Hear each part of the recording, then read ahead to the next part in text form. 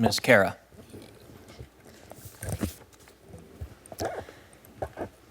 On the morning of September 11th, 2001, while working for then U.S. Senator Russ Feingold, my colleagues and I learned that a plane hijacked by terrorists was heading for the Capitol. I still vividly recall what it was like to run out of the Hart Senate office building, fearing for the safety of my friends, my colleagues, and my family. 3 weeks later, our Senate office received mail contaminated with deadly anthrax spores. My colleagues and I were put on powerful antibiotics for several months to counteract possible anthrax exposure. You see, Mr. Chairman, I understand on a deeply personal level what it feels like to fear harm and to be under attack.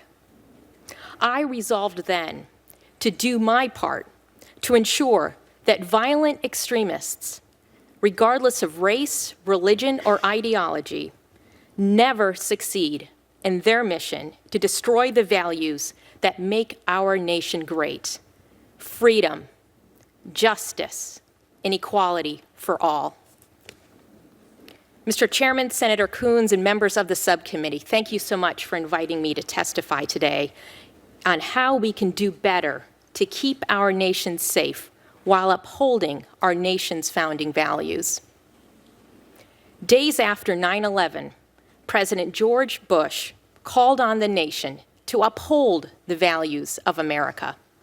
He said, "No one should be singled out for unfair treatment or unkind words because of their ethnic background or religious faith."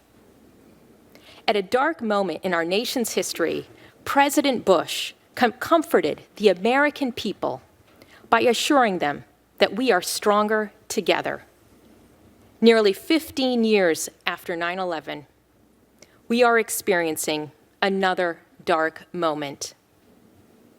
Candidates for President of the United States have said that law enforcement agencies should patrol and secure Muslim neighborhoods, that there should be a national registry for Muslims, that Muslims should carry special ID cards, and that all Muslims should be banned from entering the United States. This rhetoric makes our nation less safe. It makes us less safe because law enforcement's job is to find the needle in the haystack, a task that is made much more difficult when more stacks of hay are added to what the FBI director has called a nationwide search for the needles. We are also less safe because ISIS wants this to be a war against Muslims. Think about it. Do we really want to surrender our values, American values, to a death cult that has no respect whatsoever for human life and human dignity? Tragically, this dangerous political rhetoric has signaled to the public that it is okay to fear your Muslim neighbor. It has led, in the last several months, to a disturbing and unprecedented rise in hate crimes, murders, fire bombings, shootings.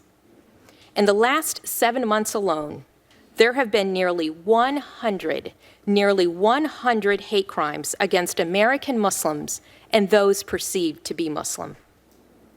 These hate incidents are not mere statistics. They affect real people and families, most importantly, our children. Late last year, a mother told the story of her daughter, Sophia. Sophia began collecting all of her favorite things in a bag, fearing that the military would come to take her family away because they are Muslim.